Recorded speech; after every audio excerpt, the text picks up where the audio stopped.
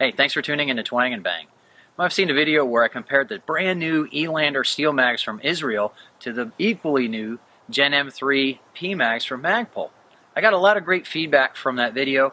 Primarily, people were concerned that I wasn't giving a fair comparison because I was comparing a steel mag to a polymer mag, and the materials each have their strengths and weaknesses.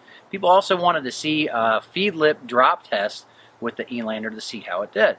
So this is the video to tie up some of those loose ends. I take some Elanders as well as some USGI mags to the range, and I put them through some seating tests as well as that feed lip drop test that people wanted to see. And that's what's coming up next on Twang and Bang.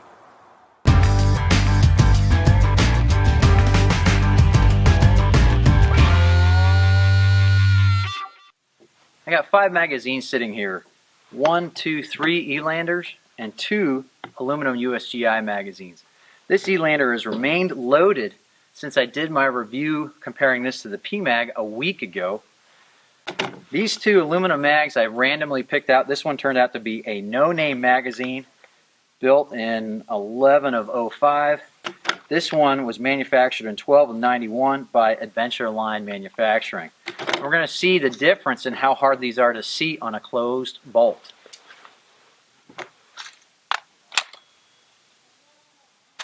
So that one seated just fine. It was a little difficult to eject, but potentially leaving this loaded for a week helped to relieve some of the pressure. USGI mag number 1, no problems.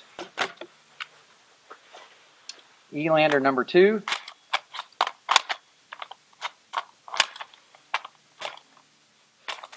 light tap didn't work, medium tap. A firm tap did it, but it wouldn't go in push-pull. USGI mag number 2, no problems push-pull, ejected easy. Elander mag number 3,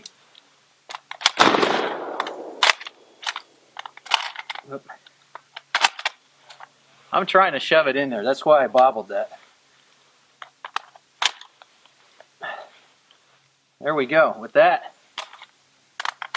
And we'll try a firm tap and went in. Still a little difficult to eject. Now, the magazine that I smashed up underneath my truck, I couldn't even get it to go in with any kind of reasonable tap whatsoever. I didn't include it in the video. My mistake, because that seemed to be a big sticking point for a lot of people making comments. But you can see that these aluminum mags did just fine seating, and maybe it's because these have seen a lot of use. This certainly did better than the other magazines, and this was the one that was sitting loaded for a week. I know some people have said that that has made an issue for them, that has made it better. So when I looked at these magazines more closely, I actually found something interesting.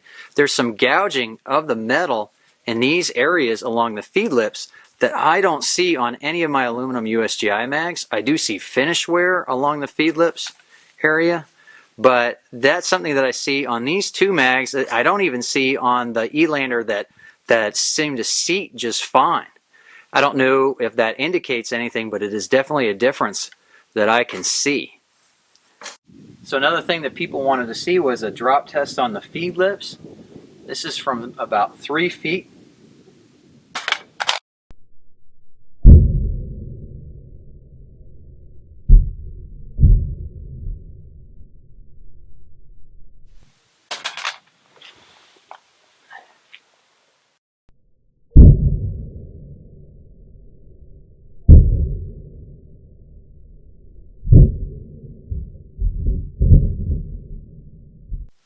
So here's the magazine after those 2 drop tests. You can see right here where it hit on the front, that's the first drop, and that did bend the feed lip area in the front there. And this is where it landed the second time, and again, it did bend the feed lip out of its original position. We're going to see if this magazine still cycles. Okay, so this has 29 rounds because 1 popped out. I'm going to leave it that way. We're going to try and seat it on a closed bolt. I already feel it's a little rough going into the magwell compared to the way it was before.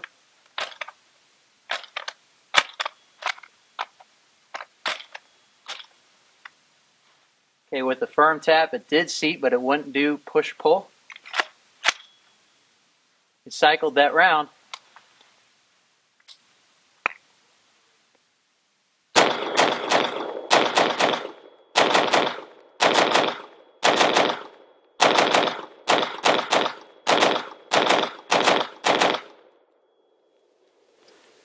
And it functioned okay.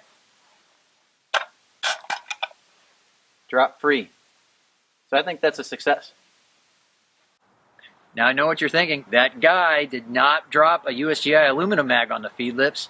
Well, if you want to see someone bend up their USGI aluminum mags, you can watch their YouTube videos showing that happening. That's what's going to happen when you drop a metal mag on the feed lips from 3 feet.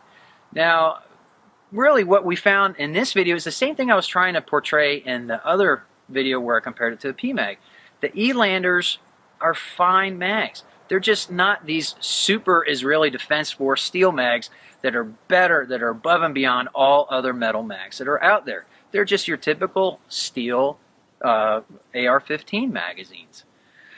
So, you know, it just depends on what you're looking for in a magazine. As I said before, these are available for order in bulk. Not many magazines of any manufacturer are right now. So if you're light on magazines, these are the magazines that I would be going to get. If you want to learn more about the Elander, you can click on the link to the Mako group in the video description below. Please, if you like this video, take the time to log in and click the like button. Now more than ever, YouTube needs to know that you like firearms-oriented programming.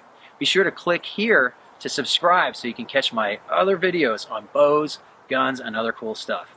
I really appreciate you watching Twang and Bang, and I hope to see you next time.